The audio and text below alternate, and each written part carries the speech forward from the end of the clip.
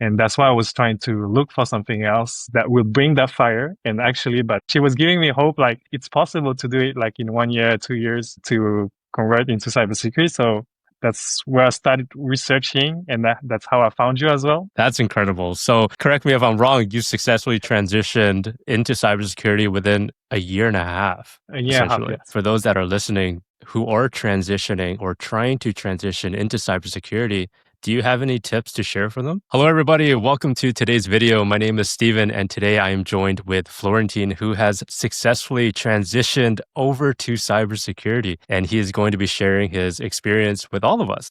So with that being said, could you please introduce who you are and what got you interested in cybersecurity? Yeah, for sure. So my name is Florentine. I'm from France. I've been working for like the past 12 years, mainly in like retail luxury. And how I got into cybersecurity, it's like actually I was talking to a friend who used to work in retail, and she told me that now she's like working in cybersecurity, and it got me excited. And I got to a point where like I achieved all the goals that I fixed myself in the luxury retail sphere. And so I was thinking for the next 10 years, I'm almost like at the upper ceiling, and I was not excited anymore. And that's why I was trying to look for something else that will bring that fire. And actually, but she was giving me hope, like it's possible to do it like in 1 year, 2 years to convert into cybersecurity. So that's where I started researching, and that's how I found you as well. So I was thinking how to do, because like there's so many things in cybersecurity to learn. You feel lost very quickly, and that's thanks to you. You provided like kind of a roadmap, and also like cross some resources. Like basically, they were telling kind of the same things, like working on the basics, get some certs like Security Plus, which I had, and then work on like some hands-on labs and get some practice and be able to talk about them and be more comfortable with it. And so that's what I did for a year and a half. So I quit my job a year and a half. So it was pretty stressing because I've been applying for like a month and a half, and I didn't get any interview or anything. And the only interview I got, that was the one. Wow, that's incredible. So correct me if I'm wrong, you successfully transitioned into cybersecurity within a year and a half, A year and a half, essentially. yes. Okay, wow. So your friend, is she in the blue team side of things or red team GRC? She's like more in red team as a consultant. Oh, nice. Okay. Yeah, that is awesome. And you got your Security Plus. Now, Yeah. how long did you take to study for that? For the Security Plus, it took me maybe like 2 months, but I was not studying like really hard, like 1 month really intensive. But I actually failed it like 3 times because Oh, I first tried at the very beginning. I had zero knowledge, but I saw that it was like basically a lot of terminology to know, and I was like, oh, it seems easy, so let's give it a try. After like a month, like not studying that seriously, but then I failed twice. So I was like, okay, let's wait 6 months, get some real experience, and learn more about it, and then come back to it. And then that's the first time I got it. did you happen to go to any school for IT or anything like that? No, I have zero prior IT experience. Yeah, I have a degree in but I have a bachelor degree in marketing and business, and yeah, nothing around IT. Got you. And you mentioned projects and hands-on labs and stuff like that. So can you explain just a little bit on what kind of projects that you've completed and maybe that you think helped you land the role? So I actually used two training for that. I use your course, which you go through like many different type of labs. Like I really like that it's really structured. I really like the way you explain how to do it, and then you also like give us at the end of every course like kind of how do you call it, like a real exercise where we have to give you a report. And so we don't have like kind of any help, but just like the previous courses. So that's how I built it.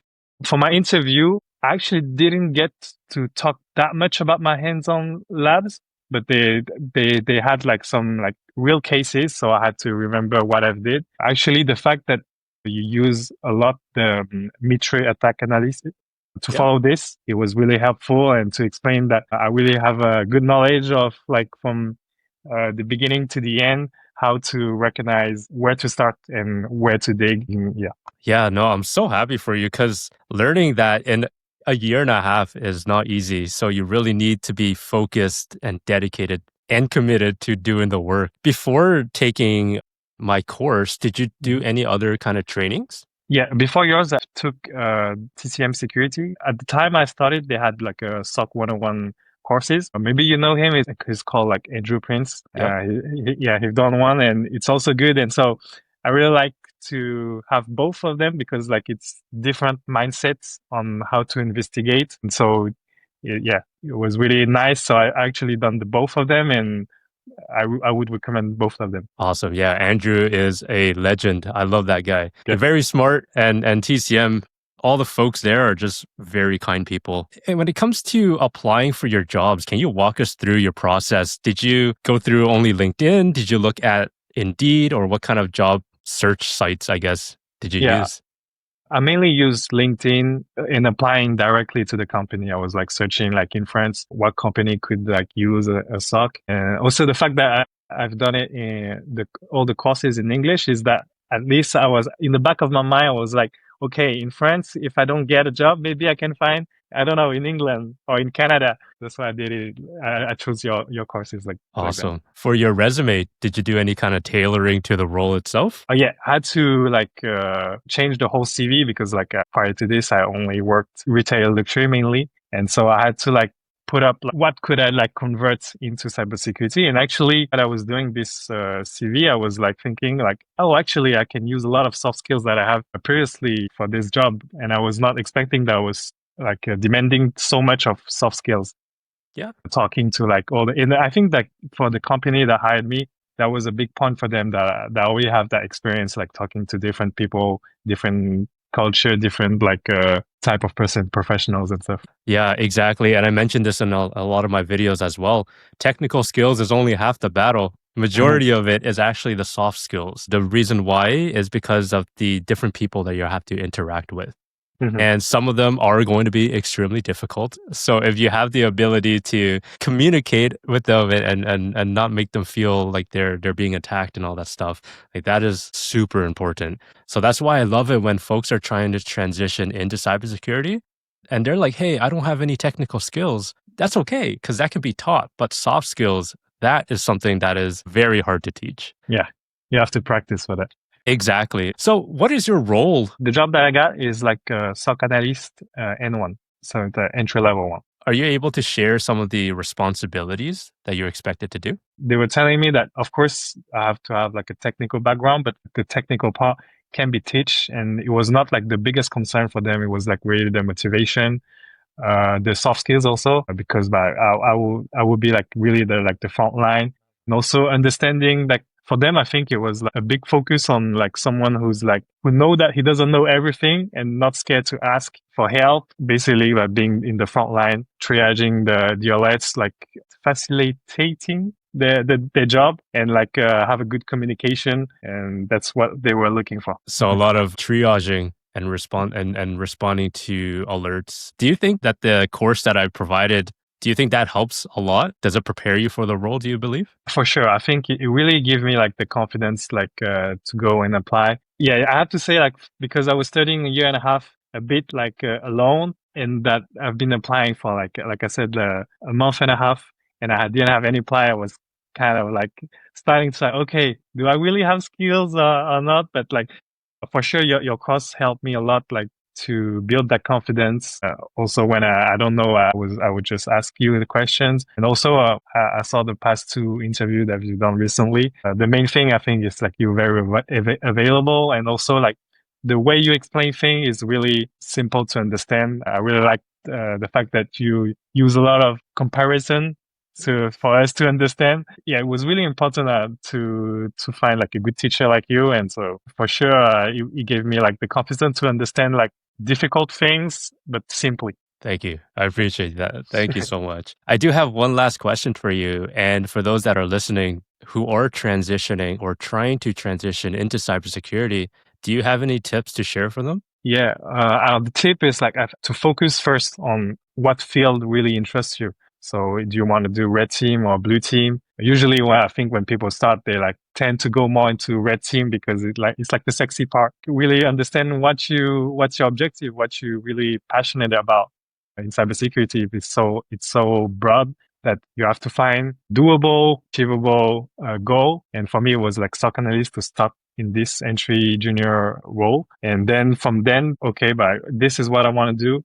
How to break it out? What are the steps that I need to do? What do I have to achieve? For me, it was important because I didn't want to go back to school. In France, I don't know if you know, but we are very big into diploma. So I was not really sure if I would find in France, but I didn't want to go back to school. It's been a long time. So I was like, how can I get it? So, okay, I have to do some courses like through you or something, but how do I prove that I have actual knowledge? So it was through like passing certificates or doing like hands-on labs practice and to be able to showcase that. So that's I would like advise them to like have a really clear roadmap and then like just like hustle.